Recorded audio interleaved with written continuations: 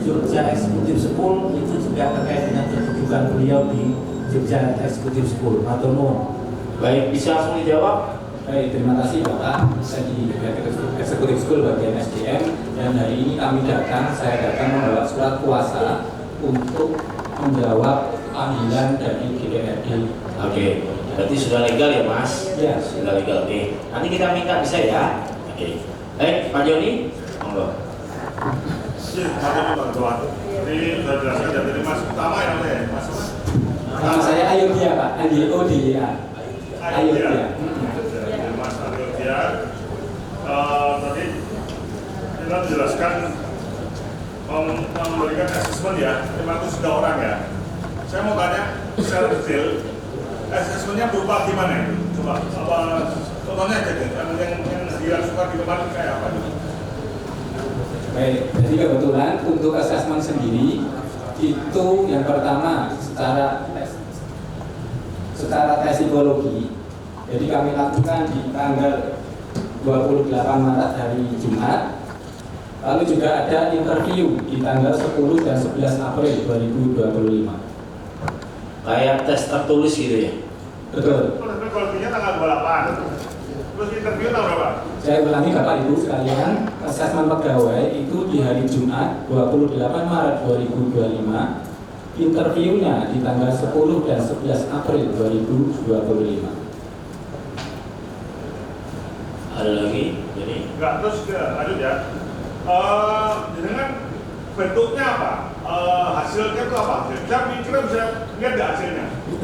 Semuanya itu. Baik, jadi begini Bapak Ibu mohon izin menyampaikan yang kami asesmen itu berupa kecerdasan dan juga kepribadian. Sekali lagi kecerdasan dan kepribadian dari para peserta tes. Mohon izin Ibu Bapak sekalian, saya akan menambahkan juga tes asesmennya itu berupa tes kecerdasan. Kecerdasan itu meliputi izin. Tadi sudah disampaikan, diumumkan nama beliau Bu Aisyah. Bu Aisyah sudah ditulis, disampaikan. Tadi mana Pak? Lanjut. Oh lanjut, ya. Jadi tes kecerdasan itu berupa tes pemahaman dan penalaran. Pada tanggal 28, tes pemahaman penalaran itu dilakukan. Kemudian setelah dikoreksi dari hasil itu lalu lanjut pada tes interview yang diselenggarakan tanggal 10 dan 11 April. Dari hasil interview lalu jadilah hasil yang berupa disarankan dan lolos dan tidak lolos. Baik, berarti tes tertulis itu di pemahaman ya Bu ya? Iya, pemahaman dan penalaran. Pemahaman dan penalaran serta kepribadian. Pemahaman dan penalaran itu kalau dikatakan IQ, itu pemahaman dan penalaran IQ itu adalah bagian dari pemahaman dan penalaran. Baik. Jadi angka itu bisa naik turun. Baik. Yang mana range-nya itu IQ normal itu 90 sampai 109. Baik. Kemudian ada tes kepribadian. Tes kepribadian itu adalah ada ketahanan kerja, ketelitian kerja, keajegan kerja atau konsistensi. Yang satu lagi adalah kecepatan kerja, yang mana itu dari keempat aspek emosi dan sosial dan perilaku itu akan menunjukkan tahap kepribadian seseorang. Dari pemahaman penalaran digabung dengan kepribadian, ini jadilah sebuah hasil. Begitu nggak Pak? Baik, sebelum kelar yang lain, yang pertama ya, bentar Pak Hadi ya. Terkait dengan tes Bu, berarti tidak ada pembedaan ya, ini ijazah SMA, S1, D3, ada mas, nggak ada pembedaan, ini semua sama gitu. Semua sama. Oke. Karena itu tes pemahaman Pak. Tes pemahaman. Iya. Pak Jadi monggo. Saya lanjut tadi ya. Iya. Jadi tadi dari kan itu jalannya cukup lama ya. Tes kalau sedikit kecerdasan tadi udah ada nilainya, yang lolos berapa atau langsung itu sama aja di tes interview. Baik, mohon izin. Memang waktu itu kan dilaksanakan tesnya itu H-2 sebelum Lebaran. Bulan puasa. Ya, jadi memang ada jeda waktu untuk berlebaran dan kami juga mengoreksi hasilnya. Nah, memang secara aturan atau data teman-teman nilai itu tidak disampaikan ya berapa nilainya. Karena di pengumuman pasarnya nggak ada nilai ya. Tidak ada nilai Pak. Karena menurut begini Pak, bukannya tidak ada nilai, tetapi itu nilai itu tidak angka ya tidak mutlak. Enggak, bukan Pak. Dari tes tadi yang pertama, itu kan sudah muncul nilainya. Kan tes kecerdasan tadi kan. Nah itu dipilih semua untuk lanjut tes interview atau ada dipilih yang ada yang nggak lolos? Baik, mohon izin Bapak. Jadi dari 503 orang yang ikut asesmen atau tes, yang lolos itu 287. Itu lanjut ke sesi wawancara. Berarti sekarang udah ada tes, udah ada yang keputusan lolos atau tidak lolos ya? Betul, itu yang Mas kan ada nilainya Mas. Baik. Jadi di sini saya bawakan contoh juga. Tetapi ini adalah ada kode etiknya tidak bisa kami sebarkan. Tapi dalam rangka ini bukti, kami bawakan yang versi skor. Gitu. Iya, menurut kode etik yang saya menurut kode etik psikologi profesi ya Pak ya. Menurut kode etik profesi. Ya, tapi ini kan kondisi tidak biasa, ya. Ini aja proses angket. Jadi seperti penyelidikan. Jadi Anda yakinlah kita juga tidak akan membocorkan. Tapi untuk bahan baku kami di sini, gitu loh. Itu Pak Kepala saya, Pak. Baik. Kami bisa nggak nanti minta hasil tesnya? Nggak bisa. Repot itu ada dugaan A, B, C, D. Bisa. Baik, jadi kalau yang ini ada angkanya, ini ada IQ, ada kepribadian dan lain-lain. Memang dari profesi kami sebaiknya ini kami simpan. Baik. Maka dari itu yang diumumkan adalah Baik. Saya sepakat sama dengan bahwa itu hak dari panjenengan. Iya, kode etik. Tetap kode etik ya Bu. Iya, Saya paling sepakat.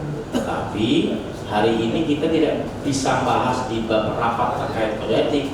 Karena tugas dari pansus, sekali lagi tadi saya tanya, Bapak undangannya tahu kan kalau undangan pansus? Tahu Pak. Hak angket tahu kan? Tahu Pak. Berarti hak angket dan pansus mempunyai hak untuk meminta itu karena kami punya tugas yang namanya mengumpulkan penyelidikan dan data. Kalau Bapak Ibu tidak berkenan, maka akan kami gunakan hak kami lagi. Nah, di sana boleh disampaikan kalau beliau tidak hadir, kita bisa paksakan untuk hadir, kan begitu. Sekali lagi kalau kita rapat dengan komisi D, misal kita boleh dong. Ini Pak, tidak bisa dikeluarkan. Oke, tapi hari ini undangan yang kami kirim ke Bapak bukan rapat kerjasama atau rapat kerja, tapi bukan rapat dengar pendapat, tetapi rapat hak angket. Saya yakin Bapak Ibu tahu lah hak angket seperti apa, jenengan juga sudah pelajari sehingga sampai juga ada surat tugasnya. Clear, nanti kami minta surat itu ya. Ada lagi teman-teman? Mas Danu?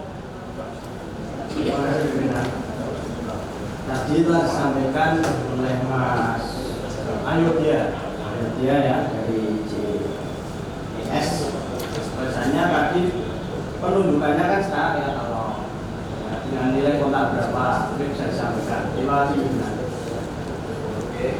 baik, terima kasih Bapak. Kalau di SPK sendiri nilai kontraknya 145.870.000. Saya ulangi, di SPK sini 145.870.000.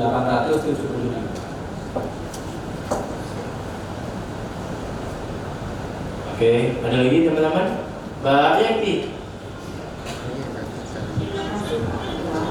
Langsung saja, apakah Jogja Executive School ini sebelumnya pernah bekerja sama dengan RSUD Suwondo? Belum, baru pertama kali ini. Kemudian yang kedua, apakah ada pihak independen yang ikut mengawasi atau mengkoreksi penilaian jawaban, Pak? Kalau mengoreksi itu semua full dari tim kami. Kalau pada saat waktu tes itu kami hanya fokus ngetes di dalam ruangan dan tidak ada orang rumah sakit yang di dalam ruangan. kemudian Kemudian yang ketiga Pak Ketua, setelah wawancara tes interview itu tadi kan sebelumnya kan yang di pemahaman dan penalaran itu kan ada 287 orang ya Pak. Setelah interview itu tersortir berapa orang lagi yang tidak lolos? Baik, setelah interview ada 4 orang yang tidak lolos.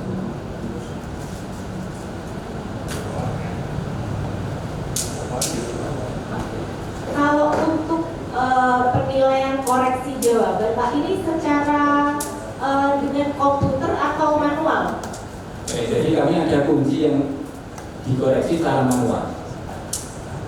Secara manual ya Pak. Dalam hal ini berarti karyawan dari Jogja Executive School itu. Betul, kami ada istilahnya semacam mahasiswa magang juga yang bisa kami panggil saat kondisi tertentu. Tetapi koreksi itu terjadi di Jogja, bukan di lokasi tes. Jadi di lokasi tes murni kami hanya mengetes saja di dalam ruangan. Kalau untuk hasil tes pemahaman dan penalaran ini nanti bisa ditunjukkan kepada kami ya Pak, hasil skornya. Harus. Ya, seperti yang tadi Bapak sampaikan. Baik, kita sudah dapat Pak Yono. Izin teman-teman tadi sudah disepakati saya dengan beliau bahwa nanti hasilnya disepakati kami, tapi tetap secara tertutup, gitu ya. Tapi semuanya ya Pak hasilnya ya. Oke, Pak Yono. Terima kasih pimpinan. Jadi langsung saja. Jadi apakah benar pada saat tes Bapak ada di rumah di situ? Iya Pak. Terus pada saat itu ada peserta itu mahasiswa, ya. Yang satunya, peserta satunya itu niru Pak, minta artinya ngepek sama satunya yang tidak lolos, nyontek, ya. Satunya yang tidak lolos. Di situ ada panitia penyelenggara di situ mengganti lembar jawaban itu. Apakah benar itu? Baik, jadi begini, penggantian itu memang dilakukan, tetapi dalam rangka untuk menjaga kebersihan dari lembar jawaban. Nah, lembar jawaban